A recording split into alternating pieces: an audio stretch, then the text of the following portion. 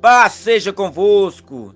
Eu vos abençoo em nome de Jesus Cristo, nosso Senhor e também Salvador.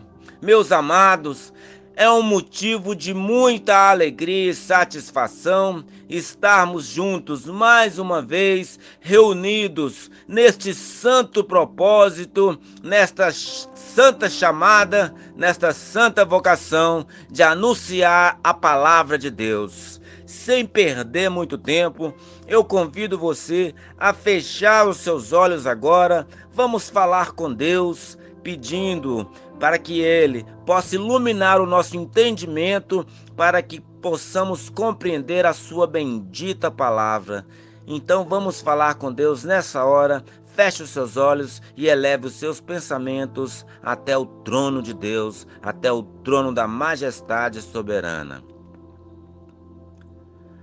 Grande Deus e poderoso Pai, em nome de Jesus Cristo, mais uma vez colocamos as nossas vidas nas suas potentes mãos, nas suas poderosas mãos, ó Pai. Pois não existe Deus como o Senhor, não existe Deus além de ti. Tu és, Senhor, o único e verdadeiro Deus. Tu és o Alfa, o Ômega. Tu és o princípio e o fim de todas as coisas. Todas as coisas vieram à existência pelo poder da tua boca, pelo som das suas palavras. Pai, em nome de Jesus, entregamos as nossas vidas nas suas mãos, porque reconhecemos que tu és Deus, tu és Senhor, tu és o soberano, o governante máximo de todas as coisas, quer seja nos céus, na terra e no inferno, Pai, pois o Senhor governa tudo em todos os lugares. Pai amado, em nome de Jesus Cristo, colocamos as nossas diretrizes debaixo do teu controle, para que o Senhor venha nos conduzir até os detalhes mais simples de nossas vidas, que o Senhor possa iluminar os nossos entendimentos, para que possamos tomar a decisão perfeita, a decisão mais sábia em qualquer plano que empreendermos. Pai amado, em nome de Jesus, eu peço que o Senhor possa nos perdoar de todos os pecados, todas as falhas, todos aqueles pensamentos maus que passearam pelas nossas mentes, aquilo que falamos, aquilo que pensamos, aquilo que ouvimos, aquilo que vimos, assistimos com nossos olhos, tudo que fizemos, ó Pai, que envergonhou o teu nome, que desonrou a tua majestade e santidade, nos perdoe nessa hora. Perdoe a mentira, perdoa o engano, perdoa, Senhor, o orgulho, a soberba, perdoe, Senhor, as nossas falhas, perdoe as nossas faltas, porque temos falhado contigo.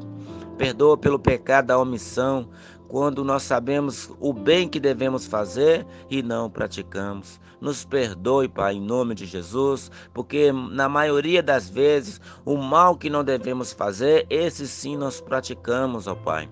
Então nos perdoe, purifique as nossas vidas, purifica o nosso entendimento, porque sabemos que seu Filho não agiria assim, Jesus não agiu assim. Então nos perdoe, nos ajude a andar de modo honroso, de modo orgulhoso, onde nós vamos orgulhar e honrar o teu nome, Pai, em nome de Jesus. Nos ajude a andar nessa terra de modo santo, de modo casto, de modo digno do evangelho no qual nós fomos chamados.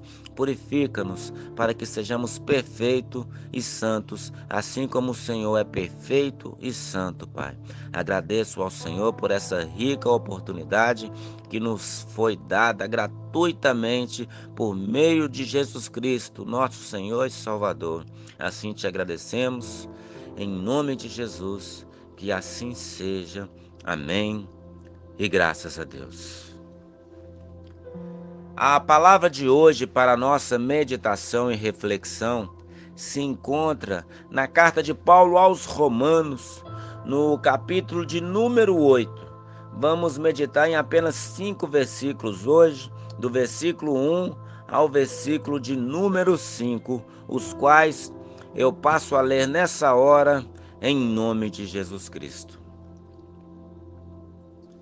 Portanto, agora não há nenhuma condenação para os que estão em Cristo Jesus. Porque a lei do Espírito da vida em Cristo Jesus te livrou da lei do pecado e da morte. Porquanto, aquilo que a lei fora incapaz de realizar, por estar enfraquecida pela natureza pecaminosa, Deus o fez, enviando seu próprio Filho à semelhança do ser humano pecador, como oferta pelo pecado. E assim condenou o pecado na carne, para que a justa exigência da lei se cumprisse em nós, que não andamos segundo a natureza carnal, mas segundo o Espírito. Os que vivem segundo a carne têm a mente voltada para as vontades da natureza carnal. Entretanto, os que vivem de acordo com o Espírito têm a mente orientada para satisfazer o que o Espírito deseja. Louvado seja Deus nosso Senhor por esta palavra. Meus amados, gostaria que vocês compreendessem que no tempo antigo, no tempo de Moisés, na velha aliança, ou no primeiro pacto, ou no velho ou primeiro testamento, eu não gosto muito de chamá-lo de velho, pois a palavra de Deus se renova dia após dia. Então, no primeiro pacto, na primeira aliança, Deus, por intermédio de Moisés, entregou a lei no Monte Sinai nas suas mãos, as tábuas do testemunho ou as tábuas do concerto. Ali estava descrito as leis que o próprio Deus escreveu com seu próprio dedo para que o povo vivesse por meio dessas leis, porque aquele que vive sem leis são animais, são criaturas desprezíveis. Portanto, Deus, separando um povo para si, separando dentre todas as nações o povo hebreu, Deus fez sinais e prodígios e maravilhas para demonstrar que Deus havia escolhido a nação dos hebreus.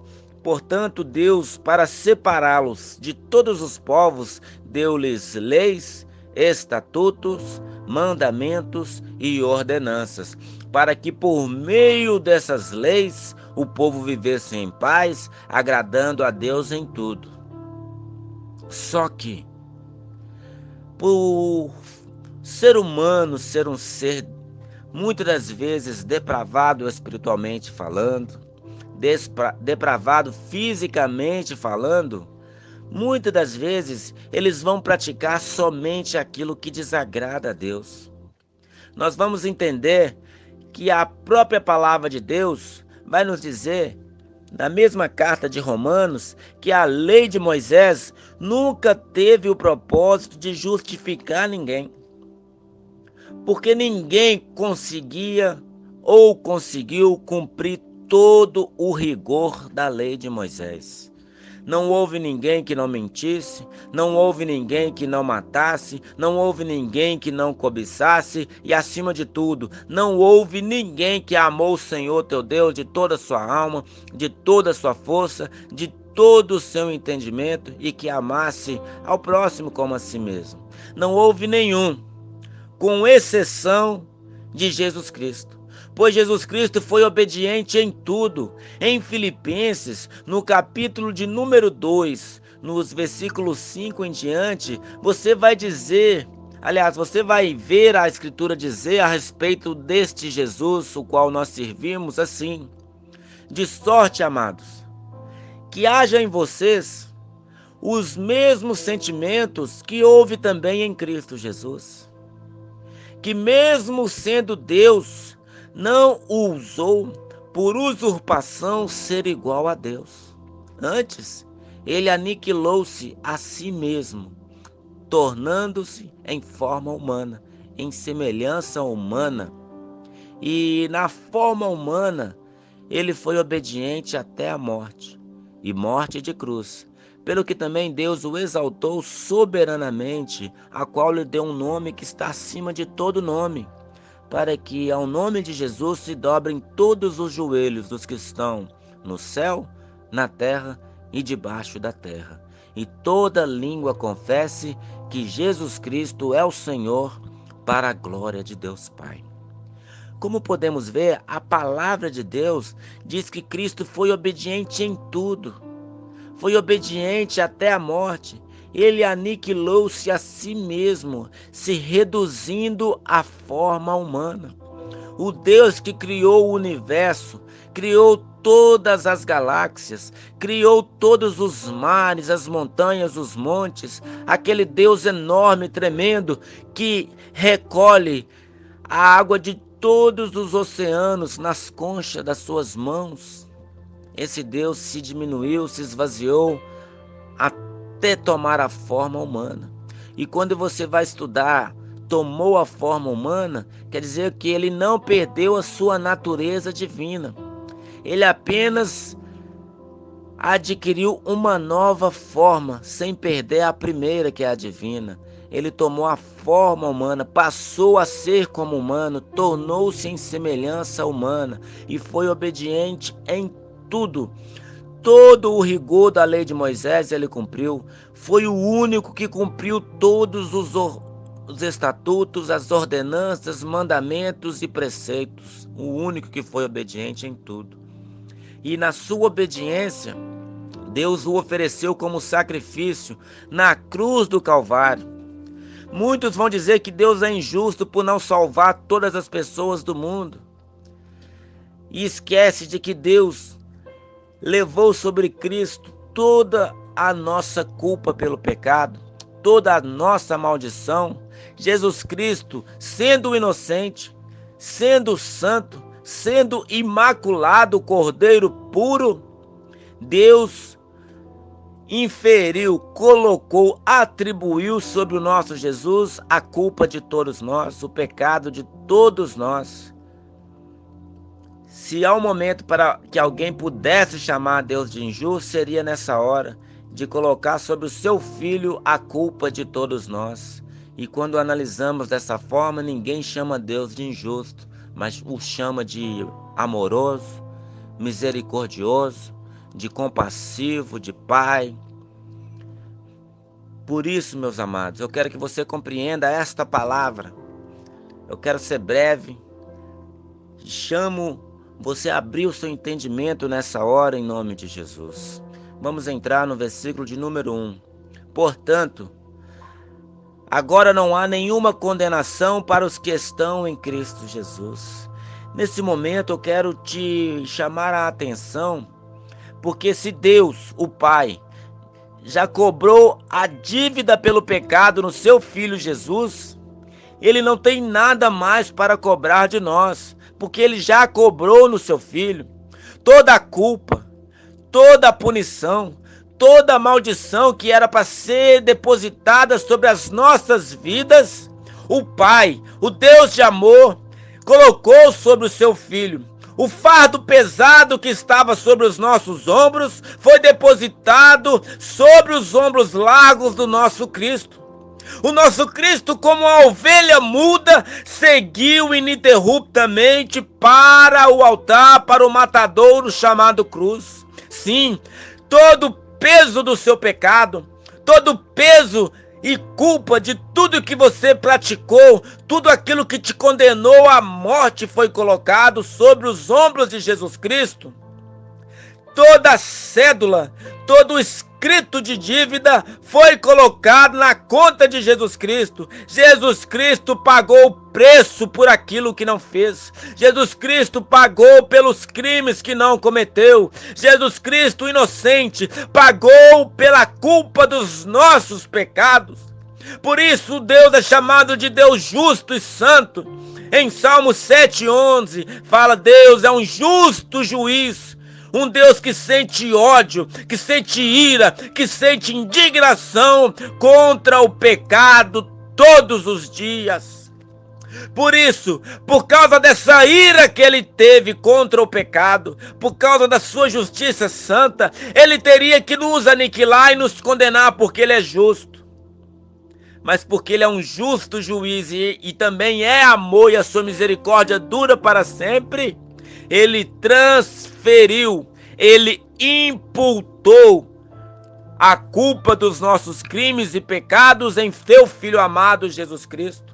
Por isso não há condenação para os que estão em Cristo Jesus, porque Deus já cobrou de Jesus Cristo. Jesus Cristo já pagou o preço e Deus é santo, é justo. Se ele tivesse alguma coisa para cobrar de nós, ele não poderia ser chamado de justo, porque ele já cobrou do seu Filho. E aquele que recebe 2 vezes pagamento por uma dívida não pode ser chamado de justo, e sim de leviano. E o nosso Deus não é leviano. Pensar isto é beirar a blasfêmia. Pensar que Deus vai cobrar alguma coisa de nós é blasfemar o nome dele, porque ele já cobrou do seu Filho Jesus. Não há nada mais para cobrar de nós. Mas aí você poderia perguntar, mas e os crimes que eu ainda vou pecar? E os pecados que eu praticarei? Às vezes um deslize, um descuido, uma fraqueza. Eu não tenho que pagar por ele, não, amados. Deus, por ser um ser presciente e onisciente, ele já sabia de todos os pecados que você praticaria até o dia da volta dele. Por isso, Jesus suportou uma dor intensa, aguda, por causa disto, para pagar o preço de todos os pecados. Porque se dissermos que Jesus pagou apenas por alguns pecados, ainda restaria alguns pecados para nós pagar. E o preço que Deus cobrou de Jesus foi o sangue. Como nós poderíamos pagar alguma dívida que restasse se nós não temos esse sangue? Então, amados, por isso Deus, sendo misericordioso e compassivo, já cobrou toda a conta. Tudo já foi pago em Cristo Jesus. Louvado seja o nome do nosso Deus. Versículo 2. Porque a lei do Espírito da vida em Cristo Jesus te livrou da lei do pecado e da morte. Irmãos, a lei de Moisés descrevia que quem não cumprisse a lei deveria pagar com a vida. A alma que pecar, essa tal alma morrerá. O preço para ser pago pelo pecado era com a morte. Por isso que no tempo da lei de Moisés, quem pecava um pecado que era para a morte, ele deveria apresentar uma ovelha, um cordeiro, um cabrito ou um boi, e ali a culpa dessa pessoa, o sumo sacerdote colocava a mão sobre a cabeça dessa pessoa e a mão na cabeça do sacrifício. Transferia-se a culpa desse pecador para o bode ou ovelha, e assim a culpa era tirada da pessoa e era transferida para o bode expiatório, porque esse bode seria solto no deserto e o próprio Deus encarregava de matar esse bode, e esse bode morria expiando pelo pecado. Daí veio a expiação de bode expiatório, porque era o bode que expiava com a vida a culpa pelo pecado daquela pessoa que pagou, já fazendo menção ao que Jesus faria por nós no Calvário. A lei de Moisés era pesada. Mas por que ela era pesada? Era pesada por causa do pecado. Porque todos que nasceram de Adão estavam depravados espiritualmente, tinha sua consciência escravizada pelo pecado. A sua prática odierna no dia a dia era inclinada para o pecado, por isso desobedecia à lei, por isso era punível ou punido com a morte. Por isso a lei do Espírito da vida em Cristo te livrou da lei do pecado. Que lei é essa? É a lei do amor, é a lei da graça, é a lei da fé, a lei do Espírito da vida em Cristo. Porque Cristo morreu por nós. Ele nos livrou da lei do pecado e da morte. Por que ele nos livrou? Porque ele suportou, ele absorveu todo o peso da ira de Deus contra o pecado na sua própria carne. Ele foi dilacerado, ele foi mutilado, ele foi coroado com espinhos, ele teve as suas mãos traspassadas com os cravos, os seus pés foram perfurados, o seu lado foi furado e saiu água e sangue. Eu quero que você entenda, ele pagou o preço, ele foi chicoteado muitas das vezes, a sua carne foi aberta, retalhada, você podia contar todos os ossos do nosso Cristo. Se você estivesse ali no local da crucificação, você poderia sentir de longe o cheiro do sangue que derramava. E ele, em silêncio, como uma ovelha muda, suportou tudo sem reclamar, apenas em obediência ao Pai e apenas levado por este amor incondicional que ele sente por nós. Por isso, a lei do Espírito da vida em Cristo nos livrou da lei do pecado e da morte. Versículo número 3. Porquanto aquilo que a lei fora incapaz de realizar por estar enfraquecida pela natureza pecaminosa, Deus fez, enviando o seu próprio Filho à semelhança do ser humano pecador, como oferta pelo pecado, e assim condenou o pecado na carne. É isso que eu estou dizendo, irmãos. A lei de Moisés não tinha o poder de justificar ninguém, porque quem pecasse perante a lei de Moisés, quebrando a lei de Moisés, e esse pecado era para a morte, essa pessoa bastava oferecer um animal e o animal morria no seu lugar. Assim a lei foi se enfraquecendo, porque as pessoas não tinham mais temor de Deus, porque elas pensavam, olha, se eu pecar e esse pecado for para a morte, basta oferecer um boi, basta oferecer uma ovelha, basta oferecer umas pombinhas, uns animais, de acordo com o meu poder aquisitivo, e esse animal morre no meu lugar. Assim as pessoas pecavam, e matavam os animais, porque eles não tinham sua consciência purificada, não havia temor em Deus, ninguém temia mais o nome de Deus. Por isso, Deus, ao requerer saciar a sua sede de justiça, por causa que ele lutou contra o pecado, ele fez isso, ele enviou o seu próprio Filho em semelhança do ser humano pecador, porém que Cristo não pecou, e ele ofereceu o seu próprio Filho como oferta pelo pecado, e assim Deus condenou o pecado na carne do Filho. Então eu quero que você entenda, não é tadinho de Jesus, ou coitado de Deus, teve que sacrificar o seu Filho. Eu quero que você veja aos olhos de Deus. O povo sempre oferecia o pior sacrifício para Deus, ainda que fosse um cordeiro imaculado de um ano gordo, ainda que fosse um cordeiro primogênito, sadio, saudável, o melhor que tinha. A pessoa sacrificava não porque ela odiava o pecado, ela sacrificava apenas pensando em si mesma, não com o propósito de fazer cumprir a lei de Deus, não com o propósito de agradar a Deus com arrependimento no coração. Era apenas isso, já que Deus falou que eu tenho que oferecer um animal para eu não morrer, eu vou oferecer e ele não me mata, obrigando Deus a cumprir a sua parte nesse trato, nesta aliança, nesse pacto. Deus era o único que era fiel na lei de Moisés. O povo era totalmente desprovido de entendimento, era incapaz de absorver aquilo que Deus requeria pela lei. Por isso Deus mostrou como é que se faz um sacrifício. Ele pegou o melhor que ele tinha, que é o seu Filho, o Cordeiro de Deus que tira o pecado do mundo, como disse João Batista. E Deus pegou o seu melhor em amor àqueles que ele escolheu, mostrando para o povo que quando fosse oferecer algo para Deus, tinha que oferecer o melhor, com um sentimento de amor a Ele, assim como Ele ofereceu o seu melhor em amor ao povo. E assim Deus, através do seu Filho Jesus, o seu primogênito, o seu unigênito que Ele gerou, aniquilou na carne do seu Filho o pecado. Versículo 4. Para que a justa exigência da lei se cumprisse em nós, que não andamos segundo a natureza carnal, mas segundo o Espírito. Nesse versículo 4 é a chave do texto de hoje. Podemos dizer que seria a cobertura do bolo, porque o versículo 5 será, digamos, a cereja do bolo. O 4 vai ser a cobertura. Para que a justa exigência da lei se cumprisse em nós, que não andamos segundo a natureza carnal, mas segundo o Espírito.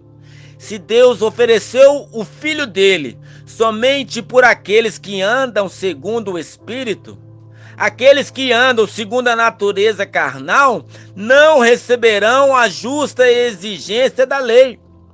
porque eles andam segundo a carne, eles andam segundo os costumes do mundo, eles andam segundo a depravação total que a natureza humana caída em Adão vive.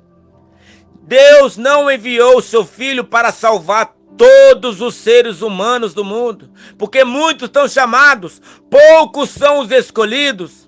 Deus enviou o seu Filho ao mundo para todo aquele que nele crê não pereça, mas tenha vida eterna. Mas nós sabemos que nem todos vão crer em Jesus, por isso nem todos vão receber a vida eterna, por isso nem todos andam segundo o Espírito, por isso nem todos receberão a justa exigência da lei. Ela não se cumprirá naqueles que andam segundo a carne. Irmãos, compreendam. Eu sei que é duro ouvir que Deus não salvará a todos, nós sabemos, porque se Deus fosse salvar a todos, qual é a necessidade da existência de um inferno?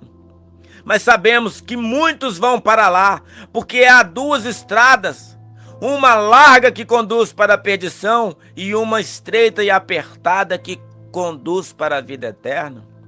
Como pode as pessoas andarem na estrada larga, andar na estrada espaçosa que conduz para a perdição, praticando todo tipo de pecado, todo tipo de vício, todo tipo de pornografia, todo tipo de orgia, todo tipo de maldade, malignidade, depravação, desobediência, infiéis em contratos, infiéis a Deus em tudo que faz, todos os pensamentos e propósitos do seu coração está corrompido, tudo que ele faz é pensando no seu benefício próprio, tudo que ele faz tem uma sensualidade embutida ali no meio. Como pode essas pessoas que vivem desta forma receber a justiça exigida pela lei? Por isso que o versículo 4 está dizendo, para que a justa exigência da lei se cumprisse em nós, que não andamos segundo a natureza carnal. Então é só naqueles que não andam segundo a natureza carnal é que recebem os benefícios da cruz do Calvário, que recebem a justa exigência da lei. Só neles que se cumprem. Os que andam segundo o Espírito. Agora olha bem a cereja do bolo, versículo de número 5. Os que vivem segundo a carne têm a mente voltada para as vontades da natureza carnal. Entendam isso, irmãos. Todos aqueles que vivem segundo a carne têm a mente voltada para a natureza carnal. Eles praticam somente aquilo que agrada a natureza caída em Adão, que agrada a natureza pecadora, a natureza deturpada, corrompida, pecaminosa. Entretanto, olha a continuação do versículo 5. Entretanto, os que vivem de acordo com o Espírito têm a mente orientada para satisfazer o que o Espírito deseja. Então, irmãos, somente aqueles que foram lavados pelo sangue de Jesus, somente aqueles que receberam Jesus como Senhor e Salvador, somente aqueles que foram substituídos por Jesus na cruz, aqueles que receberam as bem-aventuranças da cruz do Calvário, é que podem receber essa exigência da lei. Aqueles que reconheceram que eram pecadores, que eram falhos, que eram desprezíveis, que mereciam somente a condenação, somente esses podem receber a exigência da lei, porque eles vivem segundo o Espírito, eles andam em santidade, eles andam em amor, eles andam de acordo com a vontade de Deus, eles odeiam o pecado, eles abominam a maldade, a malignidade, a perversidade, a destruição, a corrupção. Sim, eles têm a mente voltada ao Espírito e são orientados pelo Espírito Santo de Deus para realizar a vontade de Deus. Eles lutam contra o pecado, eles abominam as coisas corruptíveis das trevas e andam em amor. E andam em justiça, são irrepreensíveis, andam diante de Deus e diante dos homens em amor, praticam a palavra de Deus, amam a palavra de Deus, são temerosos, são piedosos, são fervorosos no Espírito. Mas se você que me ouve nessa hora, você percebe que a sua vida não é dessa forma, porque você ainda pratica pecados, Você ainda vive de acordo com o que as pessoas vivem no mundo. Eu quero dizer para você, como eu sempre digo, a situação sua é perigosa. Porque a palavra de Deus diz, você não sabe que hora há de vir o seu Senhor. E se você ainda não recebeu Jesus Cristo como Senhor e Salvador da sua vida, você se encontra numa posição de inimigo de Deus, de opositor a Deus. Porque se você sabe que Deus é bom, é santo, é amoroso e compassivo, e se você sabe que Ele ofereceu Jesus Cristo para pagar o preço pelos pecados que você praticou, e você não quer receber Jesus Cristo, você está negando o amor de Deus, você está negando a substituição do seu lugar por Jesus na cruz do Calvário. Você não está recebendo o Filho, você não está recebendo as bem-aventuranças, os benefícios, a recompensa da cruz do Calvário. Você se encontra numa situação de terror terrível. Se acontecer de você partir agora, você será culpado no julgamento de Deus. E eu falo com você também que um dia andou na casa de Deus. Você um dia recebeu Jesus como Senhor e Salvador. Você já foi batizado nas águas. Você diz que recebeu o Espírito Santo, mas por um motivo ou outro, que não foi Deus esse motivo, não foi Jesus o motivo, mas você decidiu abandonar os caminhos do Senhor. Você decidiu, assim como o filho pródigo, andar por caminhos tenebrosos, por caminhos escuros e horrendos. Você anda numa situação degradante, desagradável. Você voltou às práticas imundas. Você, como um cão que vomita e lambe o próprio vômito, está agora lambendo os vômitos, comendo nos pratos e banquetes que Satanás está te oferecendo. Você é como aquela porca imunda que foi lavada, mas preferiu voltar correndo para os despojadouros de lama, para as imundícies. Até mesmo para você há uma esperança nessa hora.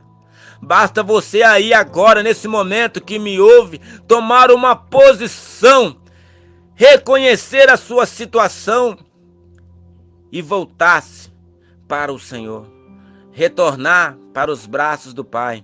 Porque quando o filho pródigo voltou, o pai aqui correu ao seu encontro. Porque o pai ficava todo dia olhando para as campinas, esperando o retorno do filho. Assim o pai olha para você. Assim o pai te olha e espera o seu retorno. Porque quando você voltar, ele correrá ao seu encontro, te abraçará, trocará suas vestes, colocará o anel no seu dedo, trocará a sandália dos seus pés. E você que não recebeu Jesus como Senhor da sua vida, cumpre-o fazê-lo nessa hora. Reconheça o estado deplorável que você se encontra. Você precisa arrepender dos seus pecados. Você precisa arrepender dos seus maus caminhos. Arrependei-vos e viva, porque essa é a vontade de Deus para a sua vida. Dê lugar ao Espírito Santo na sua vida e reconheça isso em nome de Jesus. Eu quero orar pela sua vida nessa hora em nome de Jesus.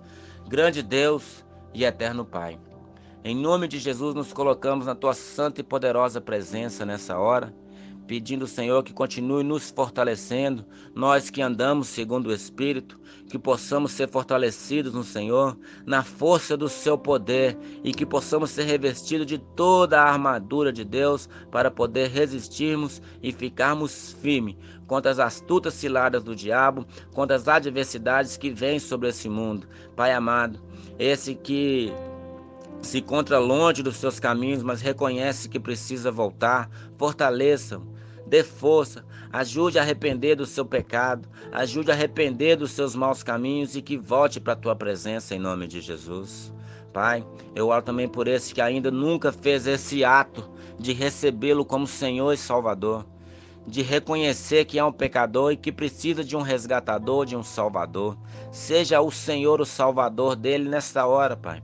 Que ele reconheça, que ele se arrependa dos seus maus caminhos e viva e receba a vida eterna, porque este foi o propósito. O Senhor tem enviado o teu Filho na cruz para salvar todo aquele que nele crê. Assim eu oro, agradecendo ao Senhor por esse milagre de libertação que o Senhor realizou agora, nesse momento, nessas vidas. Muito obrigado, Pai. Te agradecemos em nome de Jesus Cristo, que assim seja. Amém e graças a Deus.